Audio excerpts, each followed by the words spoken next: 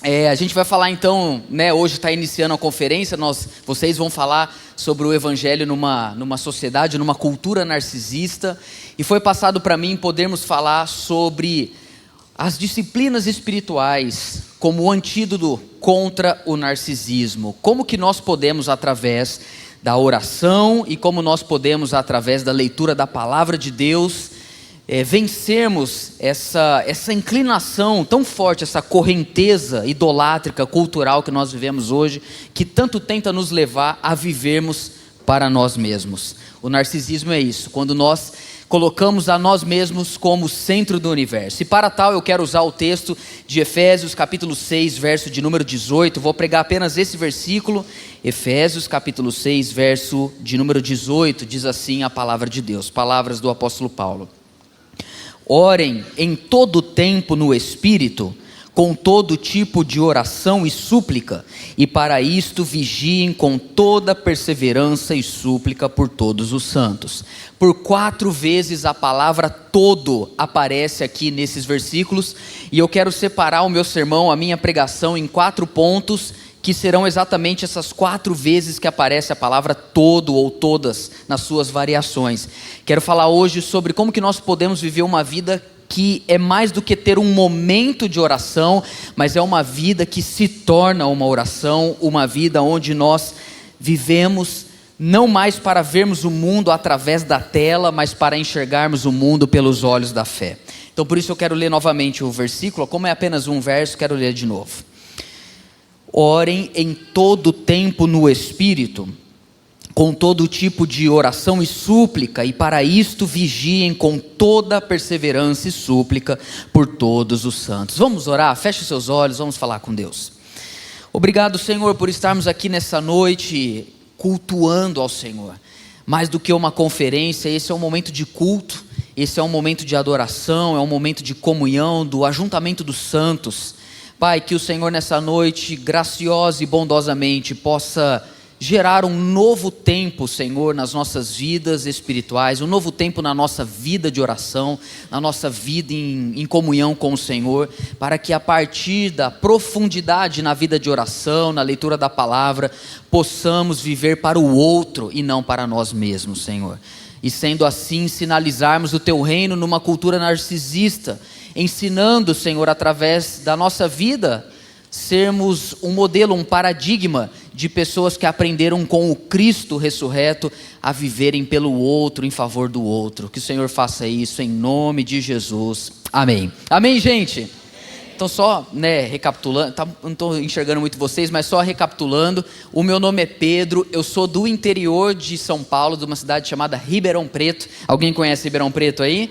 Ribeirão Preto, é alguém de Ribeirão Preto aí ou não? Não, só eu, então tá bom.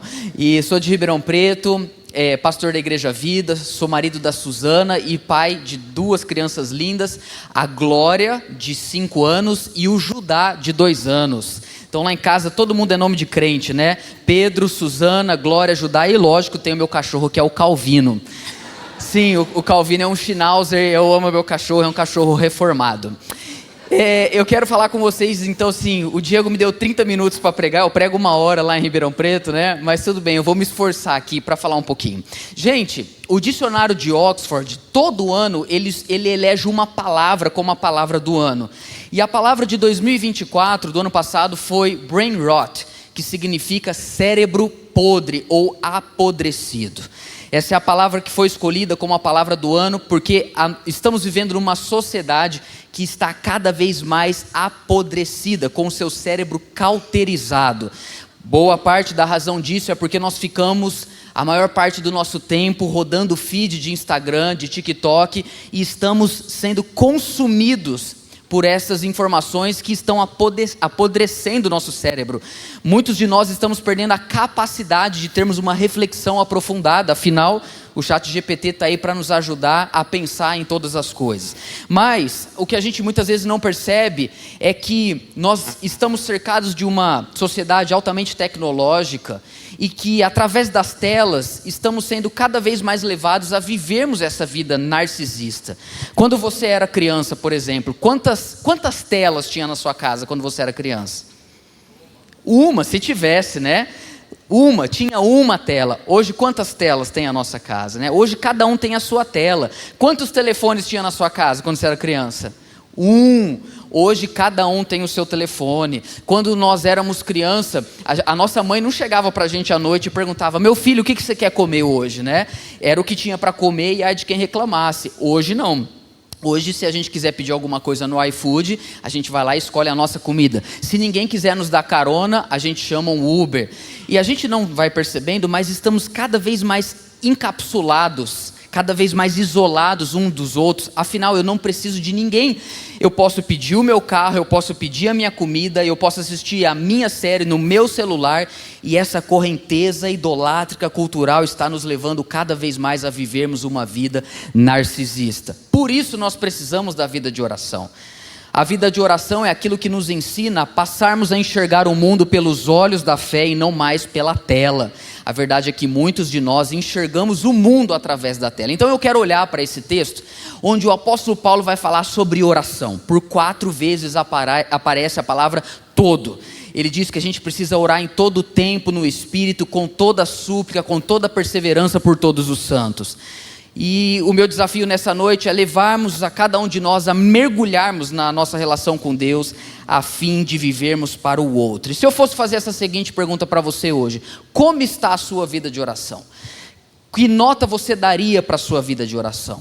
Eu percebo que a primeira métrica que a gente usaria para mensurar a qualidade da nossa vida de oração seria, em primeiro lugar, tentar entender quanto tempo nós oramos. Por exemplo, se eu pensar, eu oro 1 hora por dia, eu logo sou levado a pensar que eu tenho uma vida de oração nota 8, né? Afinal, quem ora 1 hora por dia? Mas se eu oro 5 minutos antes de dormir, talvez eu diria que a minha vida de oração é nota 2 ou nota 3.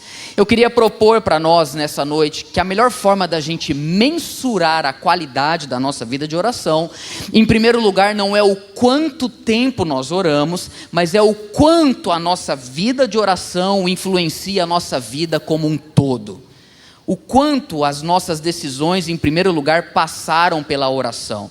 O quanto as escolhas que nós fizemos passaram pela nossa vida de oração. Eu quero então começar nesses 4 pontos, mergulhar um pouco com vocês e entendermos as características de uma vida de oração profunda, para que sejamos libertos do narcisismo. O primeiro ponto é quando o apóstolo Paulo fala orando em todo o tempo no Espírito. Orando em todo o tempo. Pensa quantas coisas você e eu fazemos o tempo todo. Mexer no celular é uma das coisas que a gente faz o tempo todo. O Brasil é um dos países no mundo onde a gente mais passa tempo no celular. Sabe qual é a média de vezes que o brasileiro checa o seu celular? Tira do bolso e vê se existe alguma notificação. A média que nós checamos o nosso celular em um dia são 200 vezes. 200 vezes. Imagine se a gente fizesse 200 pequenas orações durante o dia. Como que a nossa vida poderia mudar? Nós vivemos nessa sociedade, então, onde o nosso cérebro está sendo abduzido, está sendo roubado pelas informações. Jonathan Edwards diz que mais importante do que o tempo de oração é viver em espírito de oração. O brasileiro fica em média 5 horas por dia.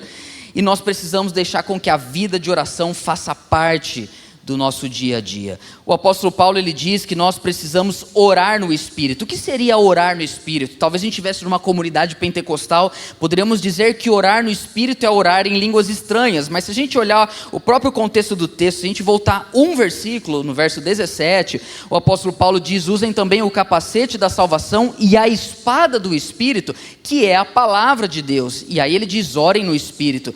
Então somos levados a entender que orar no Espírito seria termos orações baseadas na palavra de Deus. Por isso, a gente nunca pode separar a nossa vida de oração da nossa leitura bíblica. Parece que o Rick Warren, o pastor daquela igreja, daquele livro, Uma Igreja com Propósito, uma vez perguntaram para ele: o que é mais importante, ler a Bíblia ou orar? E ele teria respondido: é a mesma coisa você chegar para um pássaro e perguntar para ele: qual asa é mais importante para você, a da direita ou a da esquerda? São coisas que não se separam. Uma vida de oração profunda começa com uma vida na palavra de Deus, de leitura bíblica. Eu não sei se você lembra como que você aprendeu a falar. Você lembra como você aprendeu a falar? Com certeza a gente não lembra. Quem tem filhos aqui? Levanta a mão. Você sabe como que seu filho começou a aprender a falar? Você lembra? A primeira coisa que uma pessoa precisa para aprender a falar é ouvir. Os nossos filhos aprenderam a falar ouvindo a gente. Então, por muito tempo, eles ficaram ouvindo você conversar com a sua esposa e vice-versa. E, de repente, eles começaram a falar. A gente começa a aprender a orar depois que a gente começa a aprender a ouvir a Deus. A gente vai aprendendo a orar ouvindo a palavra de Deus. Por isso é muito importante a gente ter uma relação com a palavra de Deus diária. Quantos aqui acham que a Bíblia é um livro difícil de ler? Levanta a mão. Todos mentirosos. A Bíblia é um livro muito difícil de ler. Eu sou filho de pastor, casei com uma filha de pastor, me tornei um pastorzinho. E posso dizer para você que ler a Bíblia é algo extremamente difícil. Por isso, nesse primeiro ponto, eu queria dar algumas dicas para você cultivar uma vida de leitura bíblica diária, para que a sua vida de oração possa ser uma oração no Espírito. Eu costumo dizer lá na Igreja Vida, onde eu pastoreio, que assim como toda vez que a gente vai comer, todos os dias, a gente tem carboidrato, a gente tem uma salada, a gente tem proteína, a gente tem que ter uma dieta bíblica também. Você pode ler 3 capítulos da Bíblia por dia, e eu sugiro você fazer mais ou menos assim. Você vai ler um capítulo do Antigo Testamento, você vai ler um capítulo do Novo Testamento, e você vai ler um capítulo de sabedoria, ou Salmos ou Provérbios, todos os dias. Você vai ler então 3 capítulos. Quanto tempo vocês acham que dura para a gente ler 3 capítulos da Bíblia por dia? Chuta aí. Quanto? 15 minutos? Quem mais? Quem acha mais? 3 capítulos da Bíblia. 20? Meia hora? Não é leilão não, gente. Pode falar. Está subindo aqui. Menos de 10 minutos, né? Menos de 10 minutos. E aí que eu quero sugerir para você. Desses 3 capítulos que você lê da Bíblia, um do Antigo Testamento, um do Novo Testamento e um de sabedoria, todos os dias eu tenho certeza que pelo menos um versículo vai chamar a sua atenção. E a hora que esse versículo chamar a sua atenção, você vai parar tudo que você está fazendo e você vai anotar esse versículo em um caderno.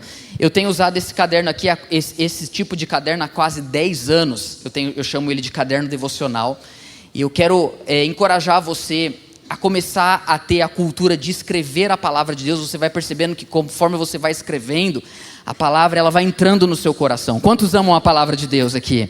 Amém? 2 pessoas, amém. Então, você pode comprar um caderno. Eu gosto de comprar esse caderno aqui, capa dura, ele tem marca-página, porque eu devo ter mais ou menos já uns 10. Esse caderno dura um pouquinho menos de 1 ano para mim, e eu gosto de escrever todos os dias uma devocional e um versículo, e eu quero deixar para os meus filhos uma caixa de madeira cheia desses cadernos. Se eles não lerem, se eles jogarem no lixo, o problema é deles, eu não estou preocupado com isso, mas eu quero registrar, eu quero que os meus filhos vejam que o pai deles tem um relacionamento com Deus.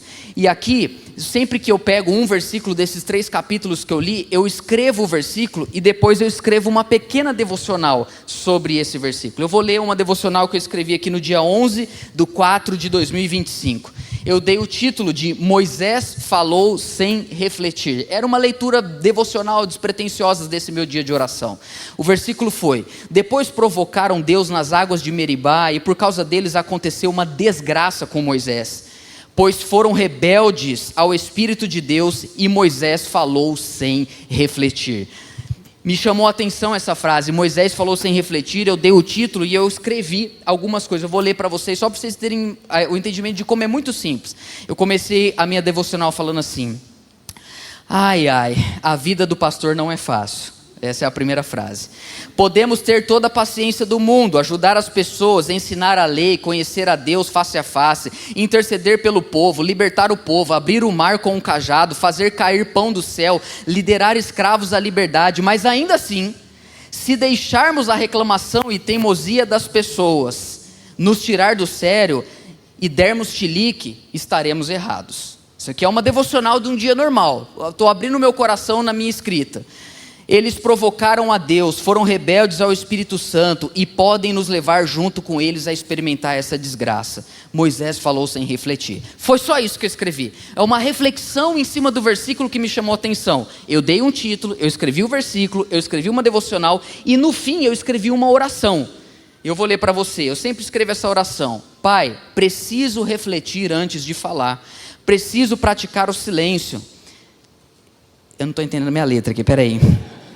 Estar diante do Senhor no dia mau, fechar a minha boca, não colocar palavras com ódio ou violência e explodir, pois assim também estarei errado. O problema não é confrontar, mas tentar corrigir com ódio. Isso aqui muda a vida de um pastor. Isso aqui muda a vida de uma pessoa. A nossa oração vai ganhando profundidade conforme a gente vai orando na palavra. Por isso que o apóstolo Paulo diz: orem o tempo todo com a palavra de Deus, com a palavra do Espírito. A segunda coisa que Paulo vai dizer então para nós é com todo tipo de oração e súplica. Tem vários tipos de oração, né? Tem oração de lamento, tem oração de intercessão, como a gente vai ver no quarto e último ponto, tem oração de gratidão, tem oração de socorro. Lá em Ribeirão Preto tem alguns bairros violentos, né? E a oração de socorro, por exemplo, é quando você está assim andando numa rua escura, você vê dois caras andando numa moto em alta velocidade, e aí a oração, você faz assim, ó. Esse suspiro significa: Pai, em tuas mãos entrego o meu espírito. É uma oração que é só um suspiro, é só um lamento, né? Mas eu tenho aprendido, e eu queria encorajar vocês a praticar uma oração que tem me ajudado muito, que é a oração contemplativa. Como é que você chama? Milena, você pode pegar uma cadeira para mim, por gentileza? Quero fazer um teatro aqui, está autorizado? Tem teatro na Calvary Campo, vamos fazer um teatro aqui. Então eu quero falar para você um pouco sobre oração contemplativa. O Senhor Jesus, Ele deu o Rivotril da alma, Ele deu um ansiolítico para nós, que é a contemplação. No contexto da ansiedade, o Senhor Jesus disse o seguinte: observe os lírios do campo, observe as aves do céu, não semeiem nem colhem. Se Deus cuida delas, não vai cuidar de vocês? Jesus está nos ensinando a contemplar, a observar a criação. E eu comecei a aprender porque para mim antigamente orar, irmãos, era entrar num quarto escuro, colocar uma música do Antônio Cirilo. Eu sou dessa época, não sei se é alguém dessa época. Eu colocava uma música lá do Antônio Cirilo, do David Keelan, e ficava lá orando. E não tem problema, essa é uma forma de orar. Mas eu fui descobrindo a tradição da espiritualidade clássica cristã, que envolve muita oração contemplativa. Então, tem um parque lá em Ribeirão Preto, que eu vou quase todos os dias fazer o meu tempo devocional. Eu me sento, eu tenho várias capelas dentro daquele parque. E eu sempre vou escolher um lugar onde eu gosto de me sentar e ficar em silêncio diante de Deus. O apóstolo Paulo fala, orando em todo tipo de oração e súplica. Uma das orações que eu tenho aprendido é a contemplativa. Eu aprendi a aquietar a minha alma diante de Deus. Eu não sei quantos lutam com ansiedade aqui. Alguém? Você tem dificuldade com ansiedade? Eu tenho muita. Eu falo que eu sou um ansioso controlado. E eu aprendi que a contemplação me ajuda. Esses dias eu estava lá no parque e eu gosto de orar nos lugares meio escondidos, mas teve um dia que eu cheguei e parei ali. Eu tinha chegado, não tinha nem nascido o sol ainda. E eu estava abaixado, orando assim em silêncio. E eu não percebi que as pessoas começaram a caminhar ali no parque. E eu estava abaixado e de repente eu só ouvi assim: moço, você está passando mal? Aí eu levantei assim, a mulher estava preocupada comigo, porque eu estava assim, né? Eu falei: não, moço, eu estou orando. Aí ela falou assim: minha Nossa Senhora, me desculpa, Deus te abençoe. Eu falei: você também, vai com Maria, adeus e tal. E eu continuei orando. E aí acho que eu não fui percebendo, eu estava ali tão concentrado, com os olhos fechados, ouvindo o canto dos pássaros, e de repente eu falei: é melhor sair daqui, cara, porque as pessoas estão achando que eu estou passando mal. E eu fui num lugar meio isolado ali na grama, só que eu acho que quando eu estava sentado lá, um cara passou e viu também, e aí eu acho que ele pensou que eu não estava bem. E aí eu fui num gramado assim, e eu estava orando, porque eu fico orando, se você passar no parque e me ver, eu fico assim, ó.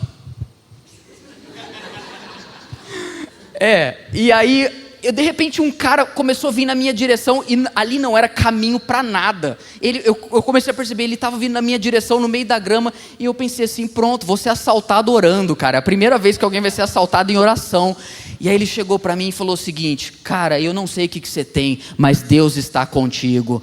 Ele falou comigo, e aí eu pensei assim: putz, ele deve ter achado que eu não estou bem e que Deus falou com ele para ele me dar uma profecia, e ele deve estar muito feliz que ele vai achar que eu vou ficar feliz. Tá dando para entender? Aí eu fiquei assim, eu pensei assim, falar: não, cara, eu sou só um pastor que estou orando. Mas eu olhei para ele e falei assim: muito obrigado. E aí ele foi embora. E eu comecei a perceber como que essa oração contemplativa começou a me aproximar de Deus. Uma das definições que eu mais gosto sobre oração é essa: orar é prestar atenção em Deus. Se a oração não for a primeira coisa do seu dia, provavelmente será a última. Eu quero desafiar você a orar todos os dias, no mesmo lugar, no mesmo horário. Pega um lugar bem bonito aqui em Campo Mourão, onde você pode sentar e contemplar, tipo o Parque dos Lagos, sabe? Você orar com as capivaras ali, olhando para a água. Gostaram desse ponto de conexão? Então tá bom, né? Me esforcei muito hoje, o ChatGPT me ajudou. Mas, e você ficar sentado ali e cultivar essa relação com Deus, você vai perceber que orar vai se tornar uma das coisas mais legais do seu dia. Você vai perceber que quando você aprender a orar de olhos abertos, você vai começar a ver Deus em tudo. Eu vou repetir isso. Quando eu oro de olhos abertos, eu vejo Deus em tudo. Estão comigo, irmãos? Terceiro ponto. Estou conseguindo, hein? Eu estou pregando no 1.5 do YouTube, vocês estão percebendo? O apóstolo Paulo, ele diz o seguinte, vamos voltar lá, Efésios 6:18. E não, Efésios, aqui eu estou lendo 5:18. Orem em todo tempo no Espírito. Que o Espírito, orar no Espírito, segundo o verso 17, é orar em cima da palavra de Deus. Com todo tipo de oração e súplica. Tem vários tipos de oração, eu propus uma hoje para vocês. Oração contemplativa, se aquietar diante de Deus, contemplando a natureza e deixando a natureza pregar para você. Terceira coisa, o Paulo diz, e para isso, vigiem com toda a perseverança. Vou pedir para minha irmã colocar a cadeira de volta ali, por gentileza. Você sabe que a vida adulta, obrigado minha irmã, você sabe que a vida adulta, o desafio da vida adulta, é a gente conseguir perseverar nas mesmas coisas o tempo todo.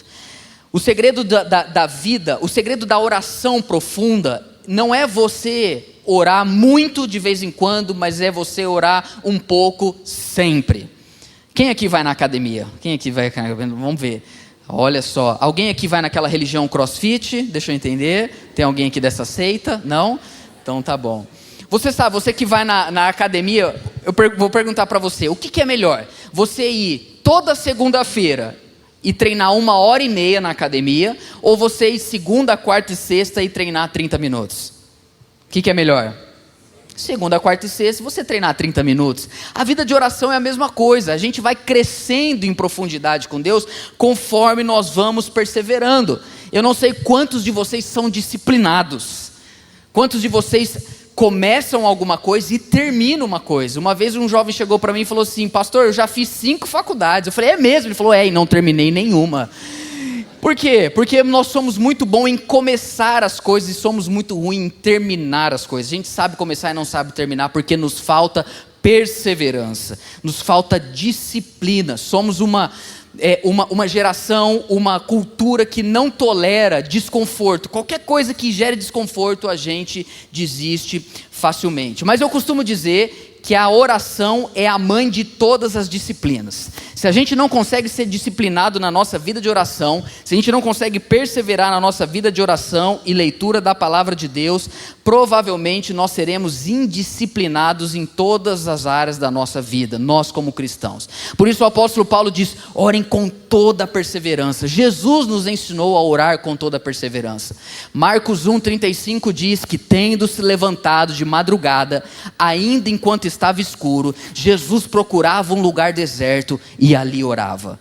Provavelmente Jesus fazia como a primeira coisa do dia dele, orar. Por quê? Porque depois que o dia começa, meu irmão, é muito difícil a gente conseguir ter um tempo de oração. Imagina a agenda de Jesus como não era. Por isso Jesus acordava mais cedo e perseverava nessa vida de oração para ter tempo com Deus. Quantos querem crescer na vida de oração aqui? Amém?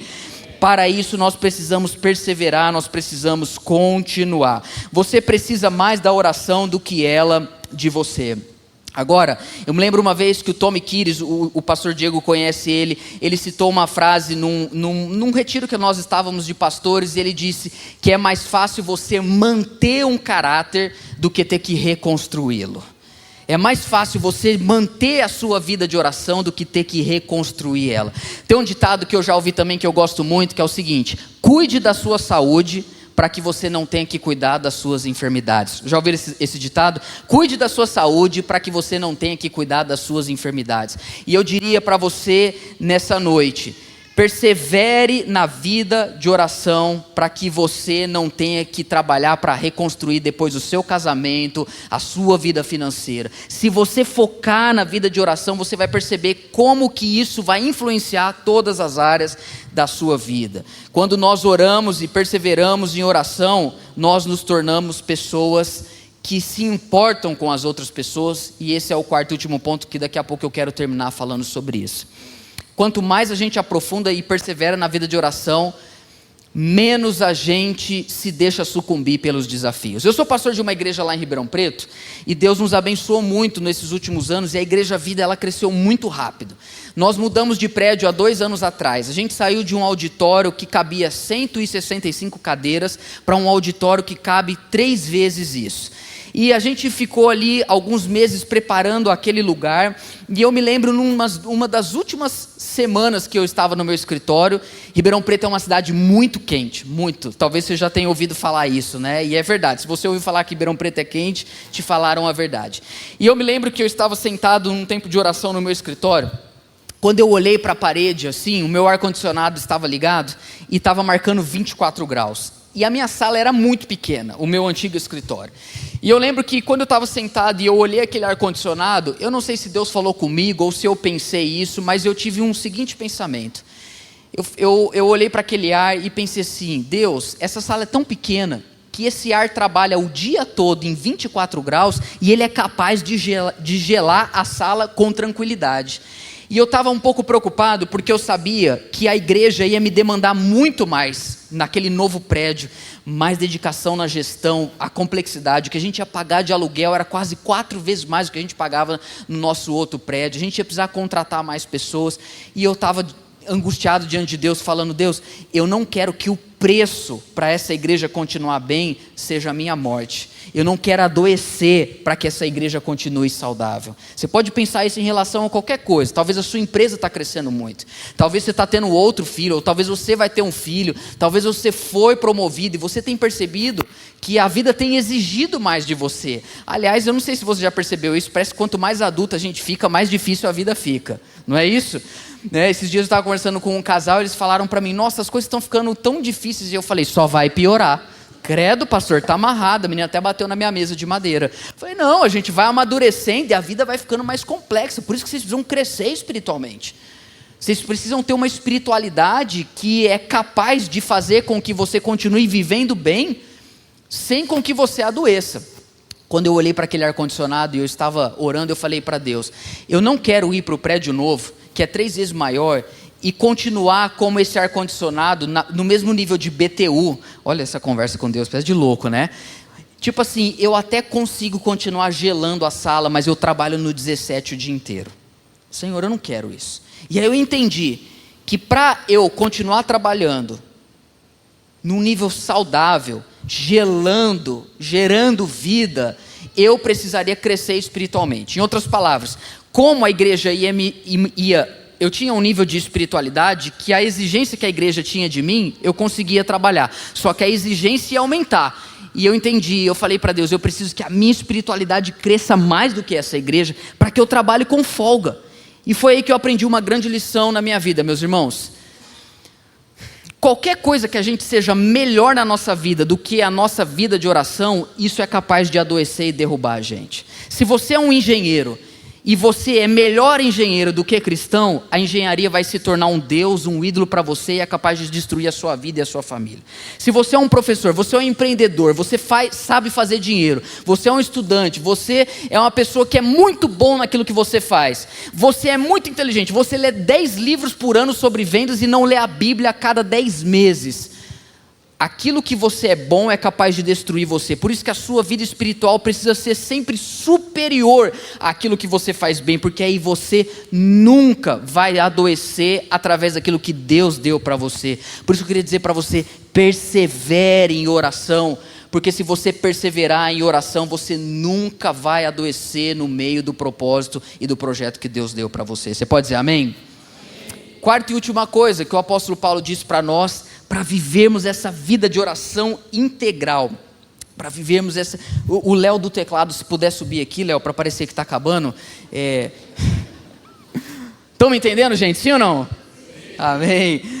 Quarta e última coisa que o apóstolo Paulo diz, e eu quis propositalmente gastar mais tempo nessa parte, eu quis deixar praticamente 1/3 do meu tempo para falar sobre essa última coisa, porque eu acho que ela tem mais a ver com o tema aqui.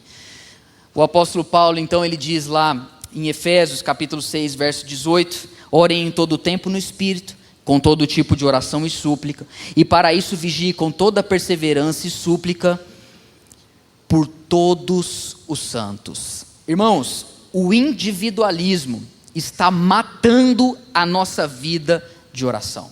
Porque perceba, qual é o resumo da nossa vida de oração? A gente, não é verdade? A gente vai orar, primeiro que a gente fala, Deus, Senhor meu Deus e meu Pai, eu me coloco na Tua presença, eu quero pedir que o Senhor me abençoe, me proteja, pedir, Pai, que o Senhor me livre de todo mal, me perdoe pelos meus pecados, e é eu, e aí não tem muito mais o que orar, né? Se você é aquela pessoa que então deixa para orar como a última coisa do seu dia, você fez tudo, foi na academia, foi no crossfit, fez inglês, trabalhou, pegou criança na escola, fez natação, sabe, fez um monte de coisa, aí não deu tempo de orar, aí você deita na cama, a última coisa, você vai orar, você está com tanto sono, você começa orando falando, Deus, obrigado Senhor, obrigado por esse dia, Senhor, eu te abençoo nessa noite, porque você já está quase dormindo, né? Senhor, eu te perdoo. Vá, Pai, não peques mais, Senhor. Porque não tem profundidade, não tem prioridade. E é sempre eu. Irmãos, é muito perigoso, porque as pessoas hoje vão na igreja, e eu louvo a Deus por esse tema escolhido. Eu nunca tinha visto nenhuma conferência que escolheu esse tema. Para falar de narcisismo, porque vocês concordam que a gente está vivendo uma cultura narcisista, sim ou não? Nós estamos ficando narcisistas, a gente não percebe. Eu acho que todos nós hoje temos pelo menos uma inclinação narcisista. A gente pode não ser diagnosticado como narcisista, mas a gente tem que lutar contra isso. E aí a gente vai numa igreja para ouvir a pregação, e aí a gente chega lá, a pregação é só, você vai ter sua vitória.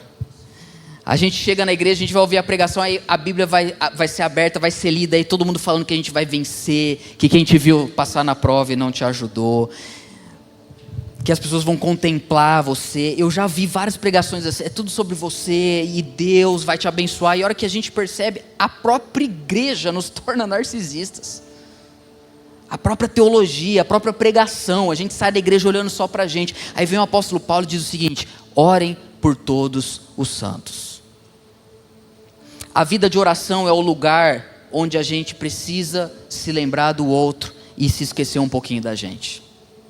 Eu queria fazer uma afirmação aqui que eu creio que eu não vou errar.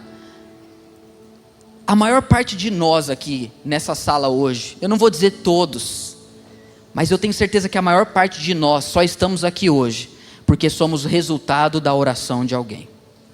Alguém orou por você um dia. A sua mãe orou por você. O seu avô, a sua avó, o seu pastor, alguém orou por você. Se o irmão que está sentado do seu lado aí, ou atrás de você, se a vida do seu irmão dependesse da sua oração, como estaria a vida dele hoje? A gente sabe que não depende, porque a gente sabe que a gente tem um pai que nos ama. Mas o nosso chamado é vivermos uma vida de oração onde a gente se lembra uns dos outros. Se na nossa vida de oração a gente não se lembrar dos nossos irmãos, a gente não vai se lembrar deles em nenhum outro lugar. Já aconteceu com você, e eu não vou pedir para você levantar a mão, porque isso acontece com todo mundo, inclusive comigo. Muitas vezes a gente só vai se lembrar das pessoas quando a gente abre o Instagram. Você já abriu o seu Instagram e se lembrou de alguém, e a hora que olhou a pessoa, você sentiu algum desprezo? Você olhou a pessoa viajando, aí você ficou com inveja. A pessoa foi lá, postou uma foto de biquíni e colocou um versículo, você falou, adúltera, né? Aí você, feriado nacional, todo mundo viajando, e você em Campo Mourão. Aí você se lembrou daquele versículo, 1000 viajarão ao teu lado, 10.000 à tua direita, e tu não serás atingido. A maior parte de nós, a gente só vai se lembrar das pessoas quando a gente abre o Instagram. Mas a verdade é que quando a gente se lembra das pessoas através das redes sociais, os sentimentos que vêm geralmente não são bons. De modo que quando a gente se lembra das pessoas na oração, os sentimentos são totalmente diferentes. Quando a gente se lembra de alguém em oração, o sentimento é misericórdia, o sentimento é amor, o sentimento é compaixão. Por isso que Deus criou essa rede de interligação da igreja chamada Vida de Oração, para que a gente pudesse interceder uns para os outros. Eu quero terminar minha pregação contando 2 testemunhos, 2 histórias. A primeira história é uma vez que eu estava orando, isso tem uns 2 anos, eu gosto sempre de contar esse testemunho, porque eu não posso contar ele em Ribeirão Preto. Às vezes eu vou pregar nos lugares e eu conto esse testemunho, você vai entender por quê. Eu lembro uma vez que eu estava orando e eu tive uma experiência muito profunda com Deus. Isso não acontece sempre, na verdade isso aconteceu uma vez até hoje. Eu estava num momento de oração muito profundo e eu senti a voz de Deus falando comigo. A mesma pergunta que Jesus fez para aquele cego, eu ouvi a voz de Deus perguntando para mim: Pedro, o que você quer que eu te faça hoje? Eu queria que você pensasse isso. Se Jesus aparecesse para você, ou se você ouvisse a voz de Cristo, se Jesus te perguntasse hoje: meu filho, minha filha, o que você gostaria que eu fizesse hoje por você? E quando eu ouvi aquela voz no meu coração, eu tive certeza, não sei explicar, isso é algo muito espiritual, que aquilo que eu pedisse para Deus, Deus iria fazer. Isso aconteceu uma vez só na minha vida. Veio uma convicção espiritual de que ao meu pedido, a minha oração, Deus responderia. E quando esse sentimento veio, eu não consegui responder. Eu fiquei alguns minutos pensando: meu Deus, o que eu vou pedir? Se fosse hoje, eu ia pedir que Deus salvasse o Santos Futebol Clube, por exemplo, que é o meu time, né? Que Deus tenha misericórdia do Neymar. Mas, né, o Neymar agora, ele já se adaptou ao Brasil, voltou do trabalho um dia chorando, ele está entendendo a vida do brasileiro. Mas, não sei te explicar, foi um sentimento muito forte. Eu comecei a pensar na minha vida, e se Jesus aparece para a gente e pergunta: o que queres que eu te faça? A verdade é que a gente começa a pensar na nossa vida e a gente sabe, e a gente começa a entender que Ele tem sido tão bom. Ele tem suprido cada uma das nossas necessidades. Eu sei que a gente tem uns perrengues. Quem tem uns perrengues aí para resolver? A gente tem, mas a gente sabe que se a gente depender de Deus, maior o que está em nós do que aquele que está no mundo. A gente sabe que Deus está conosco. Foi nesse momento que eu me lembrei de uma jovem da igreja que estava tentando há muito tempo engravidar, uma amiga nossa, e não estava conseguindo. E de repente eu me lembrei dessa moça, e eu tive certeza, eu falei: Senhor, eu gostaria que a fulana engravidasse. E aí eu cheguei em casa naquele dia, e eu cheguei para a Suzana, minha esposa, e falei: você não sabe, hoje eu estava orando, Deus falou comigo, Ele fez uma pergunta: Pedro, o que queres que eu te faça? E eu falei para a Suzana, e eu sabia que Deus ia responder. E a hora que eu fui falar: Suzana, pelo amor de Deus, o que você falou? O que você falou, Pedro? O que você respondeu para ele? O que você pediu? Eu falei: que a fulana ficasse grávida. Ela falou: amém, amém, que assim seja.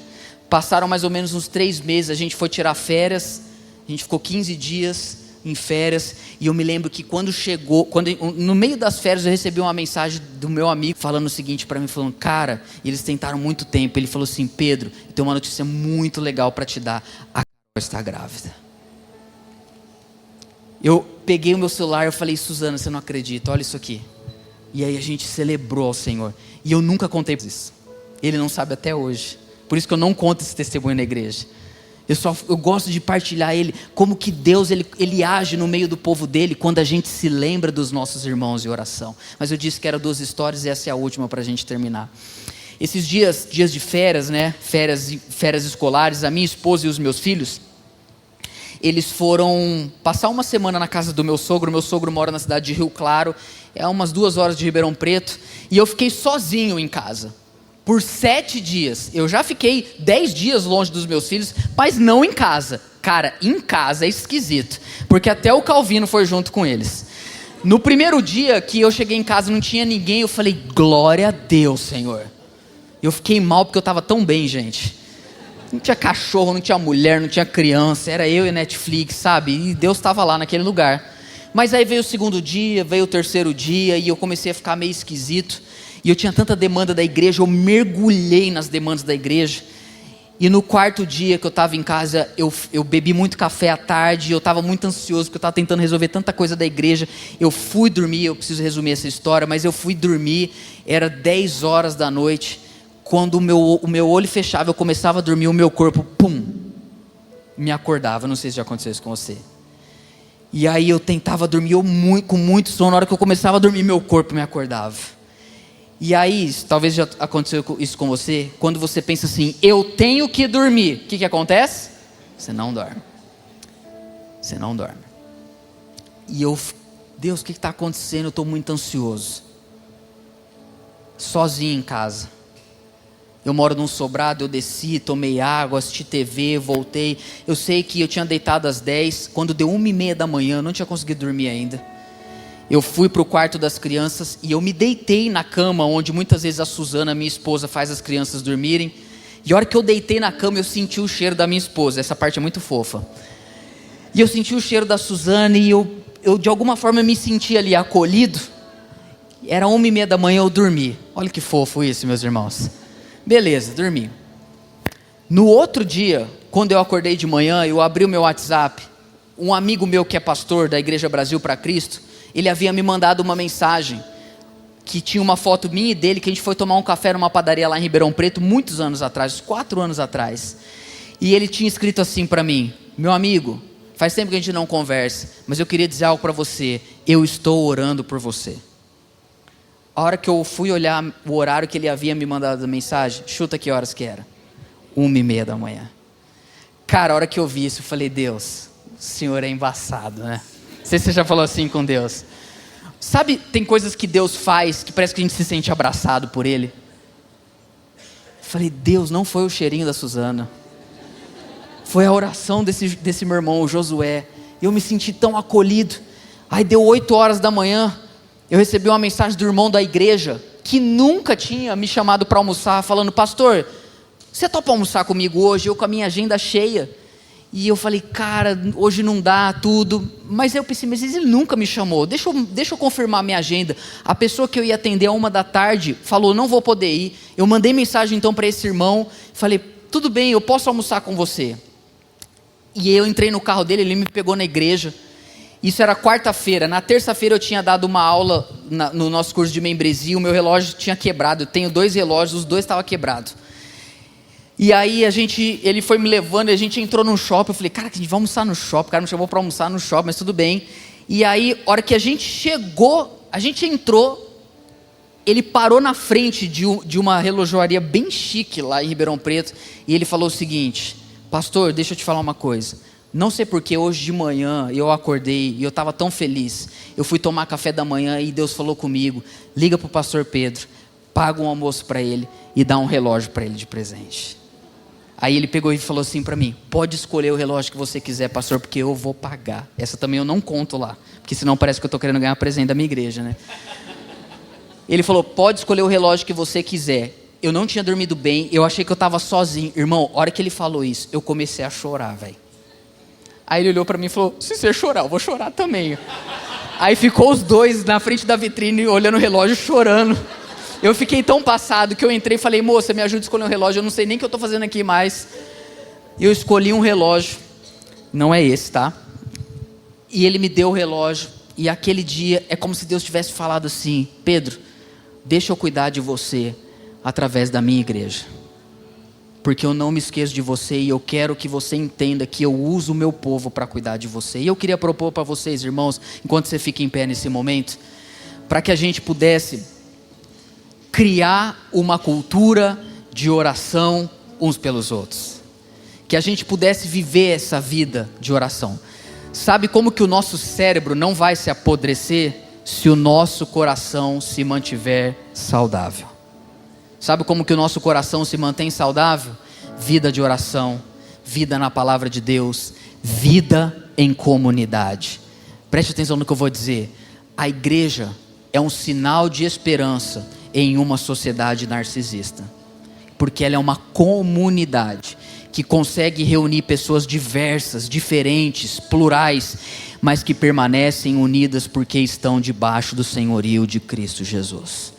Philip Yancey disse que a igreja foi a primeira instituição do mundo a unir homens e mulheres, ricos e pobres, escravos e livres, judeus e gentios no mesmo lugar. Vida em comunidade, vida em comunidade. Feche os seus olhos. Se o louvor quiser subir aqui, eu quero fazer a sua oração e a gente vai passar para o louvor. Feche os seus olhos. A minha oração nessa noite, nesse primeiro dia de conferência, vocês vão falar de um tema tão relevante. Muita coisa extraordinária vai ser falada aqui. E a minha primeira oração é pedir ao nosso Deus que nos livre de vivermos para nós mesmos e que Ele nos desperte para uma vida de serviço ao outro, e que isso comece na nossa vida de oração, na nossa leitura da palavra, nas disciplinas espirituais, lembrando uns dos outros, intercedendo uns pelos outros. Nós vivemos em um mundo onde as pessoas fazem de pessoas degraus para chegarem onde elas desejam, mas nós servimos um Deus que desceu os degraus para vir até nós, e o padrão que nós temos de viver é de esvaziamento, é de auto-humilhação, para vivermos o evangelho da cruz de Cristo. Senhor, o meu pedido nessa noite, traga sobre nós, traga sobre essa igreja, um tempo de unidade espiritual, um tempo de aprofundamento nas relações, que venhamos nos lembrar uns dos outros, na intercessão, na oração. Quando a gente se lembra do outro na oração, a gente esquece um pouquinho de nós mesmos, e nós precisamos disso. Precisamos que o Senhor nos liberte de vivermos para nós mesmos, que o Teu Evangelho venha alcançar o nosso coração. Usa as nossas vidas para amarmos, orarmos e abençoarmos uns aos outros. Não nos deixe tornarmos pessoas apodrecidas nessa geração, mas nos dê um coração e uma mente saudável. Nos dê uma vida no Evangelho de Cristo. Nos dê tempo de oração e de leitura bíblica com profundidade. Leva o Teu povo, Senhor, a Te conhecer e Te fazer conhecido, Senhor. Abençoe essa igreja, abençoe os líderes dessa igreja, abençoe essa cidade, abençoe essa conferência. Faz de nós um povo santo e separado, que não se rende aos falsos deuses da autonomia, do narcisismo, mas um povo que vive em prol dos outros. Faça isso, para a glória e louvor do Teu santo nome, em nome de Jesus. Amém. Deus abençoe, Calvary Campo. Deus abençoe.